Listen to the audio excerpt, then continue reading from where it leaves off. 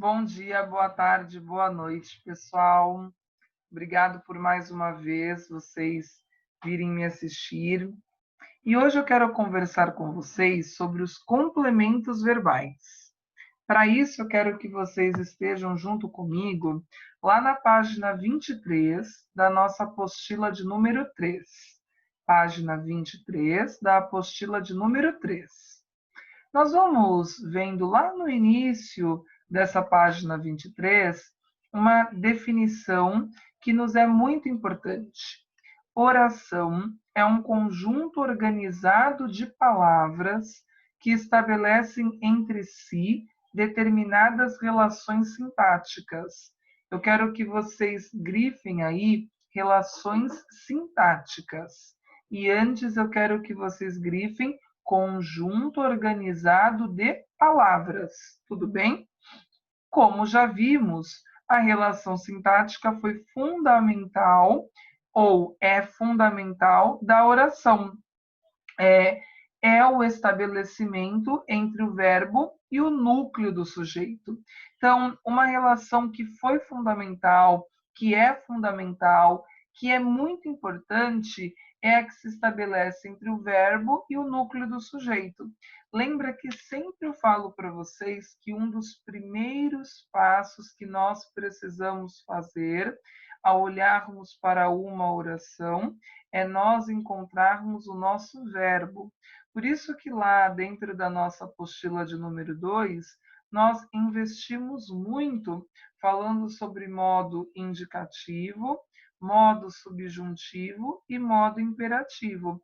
Agora é o momento de recuperarmos essas informações para que, a partir da recuperação dessas informações, eu consiga fazer uma identificação daquilo que são as possíveis relações sintáticas que podem surgir a partir do sujeito, a partir do predicado e, portanto, tendo o verbo como um elemento central do processo comunicacional. Para isso, nós vamos ter um primeiro exemplo: carros correm. Uma oração muito tranquila, né? Carros correm. Eu vou ter o meu sujeito carros, eu vou ter o meu predicado correm, carros é o núcleo do nosso sujeito, correm é o meu verbo. Fiz a classificação, tá? E aqui nesse caso, só para nós recordarmos, é um verbo transitivo indireto, porque quando nós corremos em algum lugar. Lembra que em algum lugar é um elemento de curiosidade. Se eu falo que carros correm, esse verbo ele já traz em si um significado completo. Se eu tenho um verbo que por si só ele se basta, lembra que nós temos um verbo intransitivo. Tudo bem? Mas orações como essa, formada apenas por sujeito mais verbo, não são as mais comuns em nosso idioma. Não são mesmo. Lembra que a maioria das vezes nós vamos trabalhar com verbos transitivos. Então, verbos que vão pedir a presença de um complemento. Tudo bem? E aí, na maioria das orações, além do verbo e do núcleo do sujeito, vão existir outros termos que se subdividem em dois grupos. Então, nós vamos ter os termos que são relacionados ao sentido do verbo e os termos que são relacionados ao sentido dos nomes. E aí nós vamos ter um esqueminha dentro da página 23 muito interessante. Nós vamos ver o verbo como um elemento central e vocês repararam que tem 4 possíveis classificações em torno desse verbo, certo? Nós temos a classificação de objeto direto, nós temos a classificação de objeto indireto, nós temos a classificação de adjunto adverbial e nós temos a classificação de agente da passiva.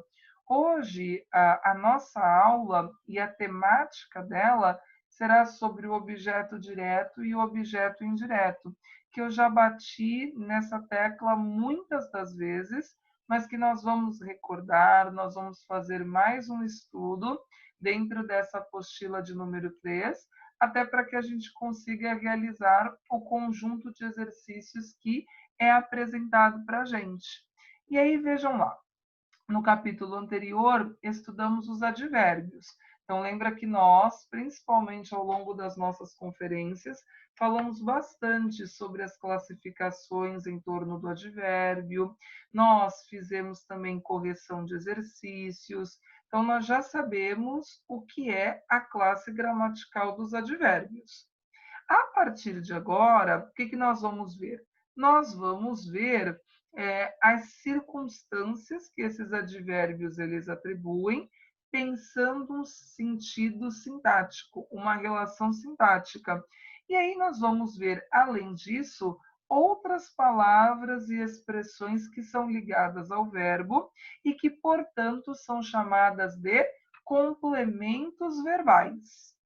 Eles também, os complementos verbais, acompanham o verbo, igual era o papel do advérbio no sentido morfológico que fizemos anteriormente nas páginas iniciais da apostila de número 3.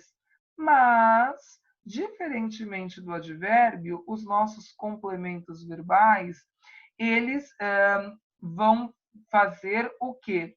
Eles vão estabelecer uma relação de integração e, portanto, alguns verbos vão necessitar deles para ter um sentido mais completo, porque, afinal de contas, lembra, esse verbo que não tem o sentido completo, porque ele não é um verbo intransitivo, ele vai precisar dessa complementação. Lembra que o advérbio ele vai estar enquadrado em uma relação sintática como adjunto adverbial, e isso é um termo acessório. Lembra que acessório é algo que eu posso ou não utilizar. Se eu utilizar, vai trazer uma complementação de informação. Então, lembra que eu sou uma pessoa que gosta muito de utilizar acessórios. Mas se eu retirar esse anel, essa pulseira, essa pedra, eu ainda continuo mantendo uma mesma essência. Por quê? Porque o acessório ele apenas acrescenta, ele apenas tem um elemento de maior especificidade, maior especificação no trato de uma informação, por exemplo, tá? Agora, o complemento verbal, não. Se aquela enunciação, se aquela frase precisa de um complemento verbal, é porque o verbo, por si mesmo, por si só, ele não tem um sentido completo. Portanto, ele não é um verbo intransitivo, ele é um verbo transitivo. E aí, a partir disso, nós vamos ter que os complementos verbais de verbos nocionais, ou seja, verbos que indicam ação, desejo, atividade, fenômeno da natureza, são chamados de objetos e podem ser de dois tipos. Nós vamos ter os objetos diretos e vamos ter os objetos indiretos. Nós também temos os objetos diretos preposicionados, mas eles não serão objetos de estudo neste momento. Nós vamos dialogar sobre os objetos diretos preposicionados em nosso 9º ano, tá bom? Que aí será muito importante para nós fazermos conexão e estabelecimento de ideias em outras vertentes, em outras linhas de raciocínio. A partir disso, nós agora vamos nos deter primeiramente no objeto direto e depois vamos ao objeto indireto. Então, agora é o momento de você prestar mais atenção ainda, porque eu vou te dar informações preciosas para que você saiba identificar quando você tem um objeto direto e quando você tem um objeto indireto. Tudo bem? E lembra que para que você entenda isso, você precisa saber o que é um verbo, saber o que é uma oração, entender sobre a necessidade de alguns verbos apresentarem complementação, saber o que é um termo, que é tudo isso que agora eu tentei brevemente resumir para você, para que você se sinta melhor ambientado, para que você se sinta melhor localizado, tá bom? Mantendo na página 23, nós vamos ter a seguinte definição para o objeto direto.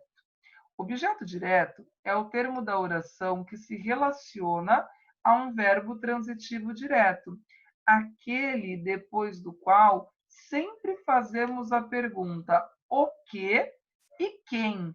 Portanto, se eu tiver um verbo que ele não tem sentido completo e eu fizer uma pergunta para esse verbo, o que ou quem, significa que eu terei um verbo transitivo direto e que o meu verbo vai precisar de um complemento verbal que nós vamos chamar de objeto direto. E esse objeto direto vai completar o sentido desse meu verbo nocional, representando o alvo, o paciente, o destinatário ou o fato do qual ali é expressado por meio do meu verbo. Vamos agora às características dele. Então, acredito que você já tenha compreendido o que é esse objeto direto, essa necessidade de um complemento de verbo a partir de uma pergunta que eu faço: o que ou quem? E aí nós vamos ter como primeira característica que o objeto direto não é iniciado por preposição. Você vai grifar essa última informação que tem na página 23, que o objeto direto não é iniciado por preposição, tá bom? E aí nós vamos ter alguns exemplos. Buscavam uma terra boa. Eles buscavam uma terra boa, tudo isso é o meu predicado. Quem busca, busca algo ou alguma coisa. Então, ó, eles buscavam o quê? Porque simplesmente se eu ler o meu pronome pessoal do caso reto, que não foi evidenciado aqui, e eu tenho, por exemplo, uma marca de terceira pessoa do plural, lembra que eu tenho um tipo de classificação para a terceira pessoa do plural no sujeito. Tenta se recordar disso e aí, tendo dúvidas, nós esclarecemos em nossa conferência. Predicado: buscavam uma terra boa. Quem busca, busca alguma coisa. Uma terra boa é o teu objeto direto. Percebeu como não tem a presença da preposição? Porque uma não é classificado como preposição. 16 olhos arregalados, brilhando, viram o rio iluminado, o chão iluminado. Quem vê, vê algo ou alguma coisa. O rio iluminado, o chão iluminado é o meu objeto direto. Aqui nós vamos ter uma sessão para ampliar mais os nossos conhecimentos na página 24, que eu quero que vocês prestem muita atenção, vocês façam uma leitura e tentem colocar em prática tudo isso que agora eu estou dialogando e estou trazendo como um processo comunicativo. E lembrando, tendo dúvidas, nas nossas próximas conferências, meu papel será te esclarecer, ficarei inteiramente à disposição. Nós temos uma segunda grande característica do objeto direto. Oração que apresenta objeto direto admite a transformação para a voz passiva analítica. Quero que você grife aí voz passiva analítica. O objeto direto da voz ativa passa a exercer na passiva a função de sujeito paciente. Então, aquilo que era o objeto direto vai se transformar em sujeito. E aquilo que era o meu sujeito vai ter uma outra função na passagem de uma voz ativa para uma voz passiva analítica. Vamos ver o exemplo? 16 olhos arregalados brilhando, viram o rio iluminado, o chão iluminado. Lembra que aquilo que era objeto passa a se transformar em sujeito, certo? Então, olha o que vai acontecer. O rio iluminado, o chão iluminado foram vistos brilhando por 16 olhos arregalados. Aquilo que era sujeito vai passar a ser o que nós vamos estudar posteriormente de agente da passiva, ou seja, aquele que praticou a ação pela qual agora o sujeito, rio iluminado e chão iluminado, foi observado, foi visto. E, por fim, nós vamos ter que o objeto direto, como uma terceira característica lá na página 24, é substituível pelos pronomes oblíquos, o e a, que, como depois vocês identificarão na página 25, o a, os e as sempre vão exercer uma função sintática de objeto direto. Então, ninguém conhece o novo diretor, ninguém o conhece. Cuidado para não dizer ninguém conhece ele. Lembra que o pronome pessoal do caso reto, ele ocupa a função de sujeito, ele não ocupa a função de objeto. Quem já visitou estas duas cidades? Quem já as visitou? Porque, lembra que eu falei? Eu consigo substituir o objeto direto pelo pronome oblíquo, seja ele o ou a. E aí, dependendo do gênero pelo qual o substantivo ele estava ali empregado, eu vou utilizar o ou vou utilizar o a. Essas são as características do objeto direto. Não tem mistério, é só isso. Então, volta quantas vezes forem necessárias a esse vídeo, a essa aula, para você ter essas identificações em torno da não presença da preposição, da passagem de uma voz ativa para uma voz passiva analítica e a substituição daquilo que é o meu artigo e o meu substantivo por um pronome pessoal do caso oblíquo. E agora nós vamos para o objeto indireto, esse último elemento da minha comunicação do dia de hoje. Objeto indireto é o termo que, por intermédio de uma preposição, lembra, o objeto direto não tem a presença da preposição. O objeto indireto tem a presença da preposição. Relaciona-se a um verbo transitivo indireto, aquele depois do qual se faz uma pergunta preposicionada.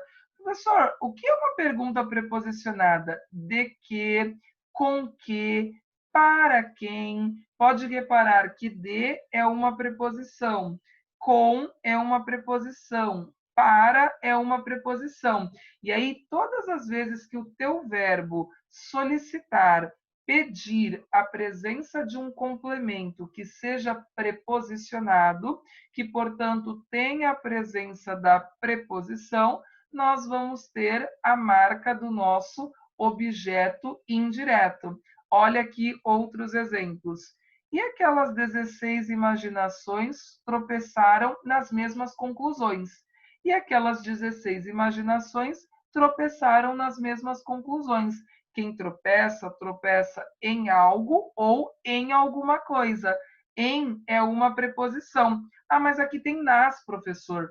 Lembra que o nas é a preposição em mais o artigo definido as. Portanto, eu tenho um complemento de verbo que é preposicionado. Tenho complemento de verbo que é preposicionado, eu tenho um objeto indireto.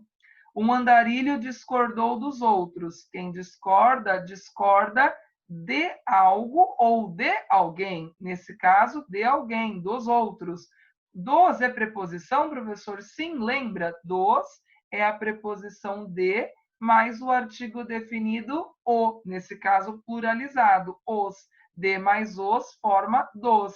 E aí, portanto, dos outros, assim como nas mesmas conclusões, você terá a presença de um objeto indireto. Então, a primeira característica do objeto indireto é a presença de um complemento verbal preposicionado, diferente lá do objeto direto, que o complemento verbal não é preposicionado. Uma das primeiras características que a gente viu lá na nossa página de número 23. Agora, indo para a página de número 25, olha o que nós vamos ter como segunda característica do objeto indireto. Existem verbos que admitem a troca do objeto indireto pelos pronomes oblíquos lhe e lhes, enquanto no objeto direto eu vou conseguir fazer a substituição pelos pronomes oblíquos o e a. aqui no objeto indireto, eu vou conseguir fazer a substituição, no caso de alguns verbos, pelos pronomes oblíquos lhe, lhes, que depois, como nós vamos ver na página 25, na tabelinha lá no final, lhe e lhes sempre vão ocupar a função de objeto indireto. Então, olha um exemplo. A empresa enviou cartas aos clientes. Só para a gente destacar aqui uma característica muito importante, né? Vou encontrar meu verbo, que é enviou, vem do verbo enviar. Lembra que enviar é um verbo de primeira conjugação, por conta da vogal temática a e da desinência caracterizadora de verbo. Lembra que quem envia, envia alguma coisa e também envia alguma coisa para alguém. Neste caso dessa oração, você terá os dois objetos. Professor, em uma mesma oração eu posso ter um objeto direto e um objeto indireto? Uhum, sim. E aí, portanto, você terá um verbo transitivo direto e indireto, como é o caso de a empresa enviou cartas aos clientes, que aí eu posso substituir esse aos clientes, que é o nosso objeto indireto, pelo pronome pessoal do caso oblíquo lhes. E por que eu vou substituir por lhes? Porque cartas está no plural. E aí eu vou ter de ter um pronome pessoal do caso oblíquo também no plural. Então, a empresa enviou-lhes cartas. E aí eu vou ter a presença de um objeto indireto e um objeto direto, e, portanto, de um verbo transitivo direto e indireto. E percebeu? Eu consegui fazer a substituição do objeto indireto, que no caso é apenas aos clientes, porque cartas é o nosso objeto direto. Então, lembra, a regra diz o quê? Eu consigo, no caso de alguns verbos, que, como a gente viu, existe essa possibilidade, de fazer a substituição do objeto indireto pelo pronome pessoal do caso oblíquo lhe ou lhes. E nós vamos ter um terceiro e último indicador dentro do objeto indireto. Qual é esse terceiro e último indicador? Muitos verbos transitivos indiretos, no entanto, não admitem lhe ou lhes como objeto. Então, por isso que na segunda regra eu falei que alguns existe essa possibilidade, mas vamos ver aqui essa situação com a qual é apresentada na página 25. Você desconfiava de seus sócios. A construção você desconfiava-lhes não é aceitável. Os atletas profissionais aspiravam ao sucesso. A construção os profissionais aspiravam-lhes não é aceitável. Então, esse detalhe é muito importante de nós levarmos em consideração. Então, o que sempre eu falo para o meu estudante no caso do objeto indireto? Prestando atenção no teu verbo, se ele precisar de um complemento que faça a pergunta clássica de que, com que, para quem, você já sabe que vai ter ali um verbo transitivo indireto, que nem nessas frases. Você desconfiava de seus sócios, você desconfiava de quem? De seus sócios, que aí, portanto, é o meu objeto indireto, porque quem desconfia, desconfia de algo ou de alguém. Os atletas profissionais aspiravam ao sucesso. Aí isso vai entrar em aulas posteriores que nós vamos ter de regência verbal. E aí faz toda a diferença, porque se o verbo aspirar, ele é um verbo transitivo indireto, como é esse caso, os atletas profissionais aspiravam ao sucesso, é algo que a gente quer alcançar, é algo que a gente quer almejar. Se eu pego o verbo aspirar e depois dele eu tenho um objeto direto, significa que eu estou inalando, que eu estou cheirando alguma coisa. Por exemplo, se eu dissesse aqui os atletas profissionais aspiravam o sucesso, significa que eles estavam cheirando o sucesso.